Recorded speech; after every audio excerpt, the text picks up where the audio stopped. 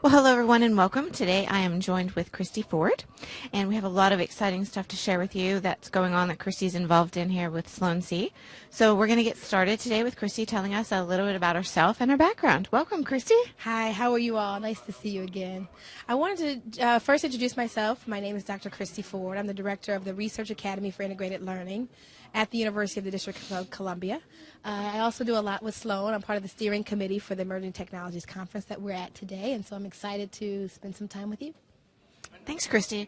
I appreciate all the hard work. I mean, the conference is going great, and Absolutely. it's amazing how much work goes into a conference. It's a year-long event. Yeah. So in addition to all of your hard work and support for this conference, you're also helping with the HBCU initiative Yes. that is going to be taking place in Orlando this year. Yes, I'm really excited about this initiative. The HBCU Summit, sponsored by Sloan-C, is a really great opportunity to create a space for HBCU communities to really empower and strengthen the online education efforts that they're currently doing or would like to get involved in. We really want to be able to provide a forum for the HBCU community to be able to talk about and be informed about what strategies they could create or that would allow them to have sustainable online education programs. And so I'm really excited that Sloan has decided to take up this initiative. So how far along is the planning process? I mean, do we have any idea in terms of when this is going to happen at the conference, or do people stay for the whole conference? Is it just part of it? What can people sort of plan on? So that's a great question. So one of the things that I think has been really helpful is that we're able to leverage the ALN community. So we will actually be right before the ALN conference, the day immediately before the conference. And it will be a day-long summit. So we have already secured a keynote. We're looking at 2 separate tracks. We really want to be able to offer the HBCU community not an opportunity just to hear from individuals who are experts in the field, but also be able to be very solution-oriented. And so I think that the community that comes out to be a part of the summit will be able to have lots of takeaways to take back to their campus to be able to create these sustainable programs. So very, very excited. I am very excited. It's going to happen very soon, it seems. I mean, time goes by. It does. Very quick. It does. It does. So you're really a part of the Sloan-C family. I mean, you're very engaged in a Yeah. lot of different, from conferences to the Institute. Yeah. So you're also a workshop facilitator. Absolutely, absolutely. I like to call myself a Sloan groupie. I just have found this organization just to be a great home for me and to really be able to help me grow academically and to be able to connect with leaders across the nation and internationally, actually, globally, in online education. So I am a facilitator of the workshops. And so I think I have a workshop coming up in a couple weeks. So why do you choose to facilitate with us? One of the things I enjoy doing is being able to share my knowledge with other faculty, other administrators. The session I'm chairing that's coming up soon is on motivating faculty, so my background is at psychology. So being able to talk about things that I know very well as an administrator, as a faculty member, and really be able to get others' perspectives and see what's happening on other campuses, I just find that that's a really exciting venture to be a part of. So it's been great. So what is a workshop experience like? If someone wants to come and learn about how to motivate their faculty or be motivated, what can they expect during a workshop with you? Great question. So one of the things that I appreciate about this particular workshop is we really unpack what are the things you need to be thinking about for your own faculty in terms of motivation. As we know, all faculty don't come to us with internal motivation, so we have to figure out how to incentivize faculty. We have to figure out what the climate culture is like on our campuses and really to figure out that sweet spot.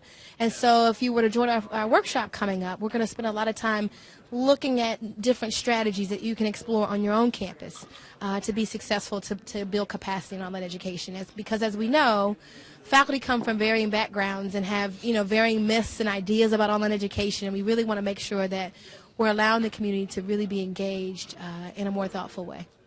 And I really think a lot of those networking abilities, I mean, clearly you're passionate about the topic and you have a lot to share, but from looking at a lot of workshops in the past, that networking ability to talk to others as well is just such a great resource. Absolutely. I think that, in many of these topics, there's no silver bullet. And sometimes just being able to talk to another colleague at a different institution helps give you the solution that's already there. So you're not recreating the wheel. You're just really hearing from other people's experiences. You're being able to connect with other colleagues, across the country and globally to be able to kind of share some strategies or best practices that have worked for them as well. So great point. Excellent. So I know I met you. We were talking a while ago about how you're putting faculty through workshops. Yes. So why do you choose to have faculty enroll in these workshops? Yeah. I think one of the things I love about the Sloan Workshop series is that it gives an opportunity for faculty who may just want to dip their toe in online education, who are not maybe ready to just teach, to just be exposed to different topics or trends that are happening in online education. And Sloan does a great job of just giving a nice, diverse group of topics to faculty to choose from. And so I encourage all my faculty. In fact, we've created an e-learning institute that's focused around the Sloan workshops. And it's really been eye-opening. And then once that individuals start to go to those workshops and come back to our campus and employ some of those strategies, they're able to share their success stories about what they've learned and how they've been able to use in their own classrooms. So it's been a really great opportunity for us. So what is an e-learning institute? So one of the things that we decided to do on our campus is we wanted to think about building capacity in multiple ways. So teaching faculty to be certified in online education is just one way. When we think about the e-learning institute, we think about how can we empower faculty to be a part of the conversation. And so it's just a fancy title for us to allow faculty to take advantage of a College Pass workshop. You know, we're a part of the College Pass initiative, using a seat to enroll in a Sloan-C course, and then to be able to, you know, explore that topic and embed that in their material or their courses, and then be able to maybe do a brown bag showing what evidence or what they've been able to do as a result of being a part of that process. So it's been really helpful for us. I think that's really a fantastic way. I know that a lot of schools ask how other schools are using, especially when they use the College Pass piece. But I think that it is important that you get the chance to network and learn from others, but then to have that ability to go back and share with your own community is huge, and it gives them that chance to sort of show what they learned and plan and get feedback. So I think that's fantastic. Well, and the other thing is that many campuses, you know, there's a small group of staff that are focused on professional development or online education. And so this allows us to really leverage a great network and system that's already set up by Sloan to be able to further push our faculty to build capacity in online education without having to create, you know, I hate to say it, more work for us. So it's a great complement to some of the things that we do on our campus. That's fantastic. Absolutely. So why do you think that Sloan-C, this particular conference, is the conference to come to? What do you get out of being here? What can others expect if they choose to attend? So I love emerging technologies because it's a little different spin and focus than the ALN or the Blended Conference. I think what I enjoy most about this conference is I think that I'm able to come and think about cutting edge technology, but think about it in a very thoughtful and meaningful way. So yesterday, someone just showed me how to use Reminders 101. So as I think about my learners that I'm having a hard time engaging in the online course that I'm currently teaching, this is another opportunity for me to be able to reach out to them, to be able to use a technology or tool in an effective way, in a thoughtful, meaningful way. And so this conference allows me to really see what my colleagues are doing across the country with cutting edge and emerging technologies that are informing the type of educational work that we do. So it's just very exciting for me. So yesterday, I saw you at a workshop. Yes. For the Advanced Certificate Program. We're Yes. very excited. That's our first start of that particular program. Love that program. How has that been so far for you? What have your experiences been like? So one of the things I enjoy about that program is that it's an advanced certificate. So people in that program are not coming in looking for that basic level of understanding. They're not new to online education. And while there's a space for that, I think that as you continue to teach, you want to be able to figure out what's the next thing you need to know. And I think what I appreciate about the session yesterday is I was allowed to engage with colleagues who were grappling with some of the same issues that I'm grappling with, or they're able to look at my course and offer suggestions and strategies about how I can change my course in ways that maybe I just never thought of. And so it's really a great opportunity for me to be able to kind of look at my own teaching and be able to get some constructive feedback from my colleagues that are already kind of advanced in the online education realm. And so we're not just talking about, okay, well, how do you create a discussion board, but really grappling with some of those tough, critical questions. So sort of taking your class to the next level. Yes, absolutely. But it Absolutely. was amazing yesterday during the interactive pieces, the experiences that people were able to share and what Yeah. you take away. Because I think you were talking about Remind 101. I know the participant Yes. Yes. who was very passionate about that particular tool. Yeah.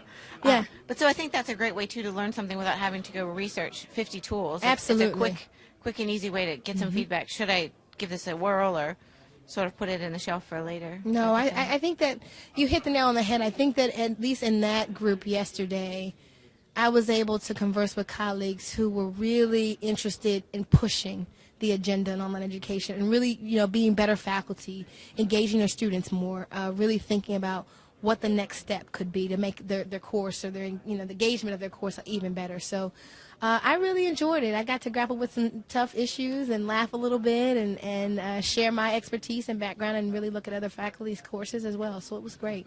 So who do you think should consider taking that program? So I think a faculty member who has been teaching in online education at least for a year or two. You need to really have the background experience to be able to understand what it means to be an online educator and just have really kind of figured out the education acumen you need to be able to be successful in that realm. I think that an individual who has done the, it's escaping me, the first certificate. The teaching certificate. The teaching certificate would be a great candidate to go to the advanced teaching piece. I think anyone who is ready to really kind of push the envelope in terms of how they're looking at their course, how they're engaging their students, and have had some experience and background in online education already. It's a great compliment. Thanks. No problem. So one last plug for you for the HBCU event. Absolutely. So if you haven't thought about it, or if institutions haven't thought about it, I hope that we will have individuals come out to the HBCU Summit that will happen in Florida in October. It's a full day Wednesday event. We're going to have a keynote. We're going to have 2 specific tracks. And again, the event is really to offer this space for informative, strategic, strategy-oriented approaches to how to create sustainable online education programs. And there's also going to be some roundtable discussion forums. Those topics are still in process, from my understanding, too. Yes. And I think that's a great way. I mean, besides the great content and the strategy planning together, it's a great way to really talk to other people about issues and concerns and really opportunities. Yes. That fit your needs. And I think, at least from experiences that I've had at conferences, that's really a great way to kind of get some of your own questions answered that that groupthink that happens on campuses doesn't always happen. And so it's those great things. So I'm really excited about the event. And well, thank you for letting me plug it. I mean, I look forward to seeing you there and really seeing what HBCUs come out to support the event and really want to be engaged in that conversation. Well, thank you, Cristi. I hope you enjoy the rest of the conference. It's good to see you. Good to see you, too. Thanks so much. Bye-bye. Bye-bye.